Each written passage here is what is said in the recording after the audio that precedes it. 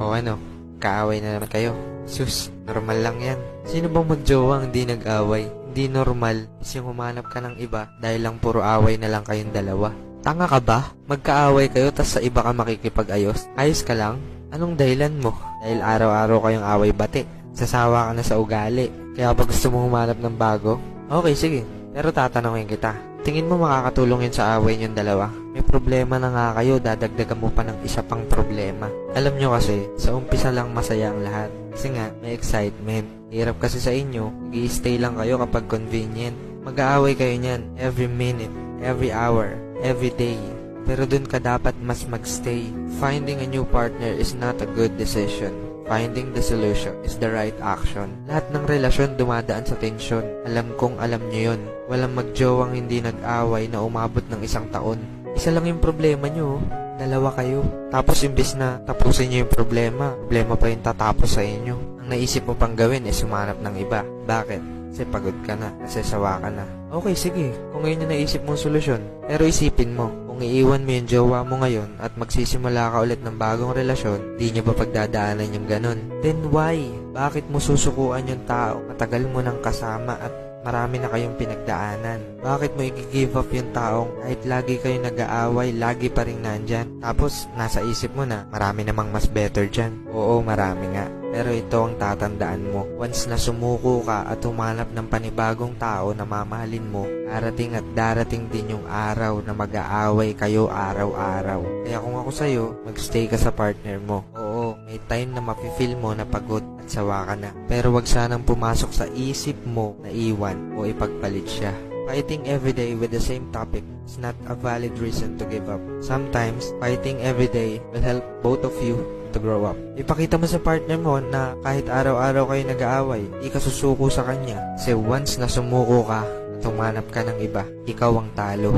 Dahil yung problemang pinagdaanan mo sa kanya, inakasan mo. Paano pa kaya dun sa bago? Minsan, kapag nanatili tayo sa isang tao, dun tayo mas natututo. Hirap kasi sa iba dyan, nag-i-stay lang kayo pag masaya yung relasyon. Tas kapag komplikado na, hahanap na ng iba, nakakala nyo, di nyo pagdadaanan sa iba yung ganong sitwasyon. Mag-aaway kayo. Tapos sino yung na-expect mo nga ayos ng relasyon nyo? Kaibigan mo? Yan. Bakit every time na may sama ka ng loob sa partner mo, sa kaibigan ka lalapit? Kailangan ba kaibigan mo ayos ng relasyon yung dalawa? Kasama ba siya nung nililigawan mo pa lang siya? Kasama ba siya nung sinagot mo siya? Ito problema. Kapag galit ka sa partner mo, hahanap ka ng ibang taong ko-comfort sa'yo.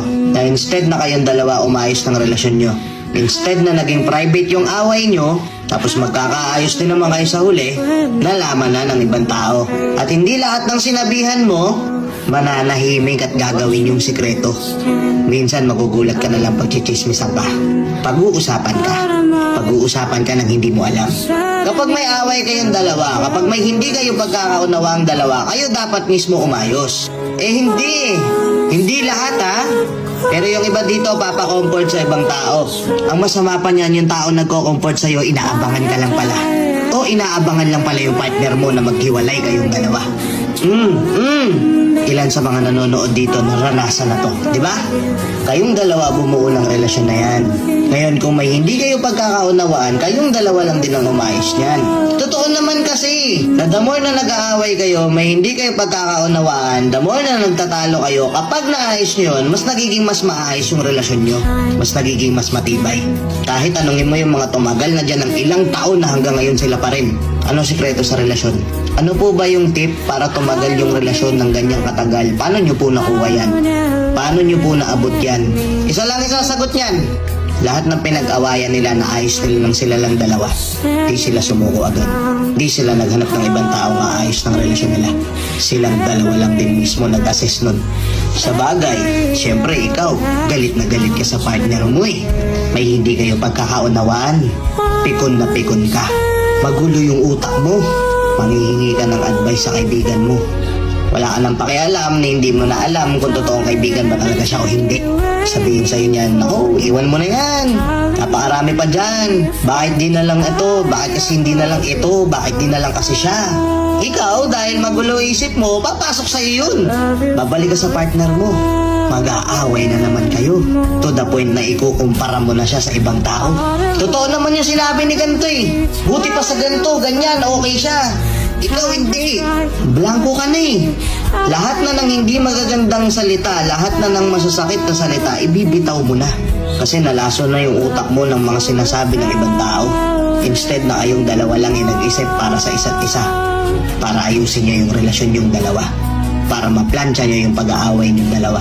Kung iniisip mo na good idea na magpa-comfort ka sa ibang tao dahil lang masama loob mo sa partner mo, pag-isipan mo mabuti ha. Oo, hindi naman siguro masama. Hingi ka ng konting advice sa mga kaibigan mo. Pero siguraduhin mong yung mga kaibigan na yung totoong kaibigan para sa'yo. Kasi kung totoong kaibigan yan, mag-open up ka man sa kanila ng problema nyo ng partner mo, tapos alam nila na ikaw yung mali, di ka nila kukonsintihin. Pagagalitan ka pa niyan. Pero kung yung nilapitan mo ay kukonsintihin ka, tapos ipupush ka pa nilang gumawa lalo ng mga maling desisyon mo sa buhay, hindi kaibigan yan. Nagets mo? Kung may pag-aaway kayo, kayong dalawa na lang umayos. Keep it private. Keep it low-key. Kasi hindi nga lahat ng mapagsasabihan mo magiging honest. Na hindi nila ikakalat kung ano mang naging problema yung dalawa.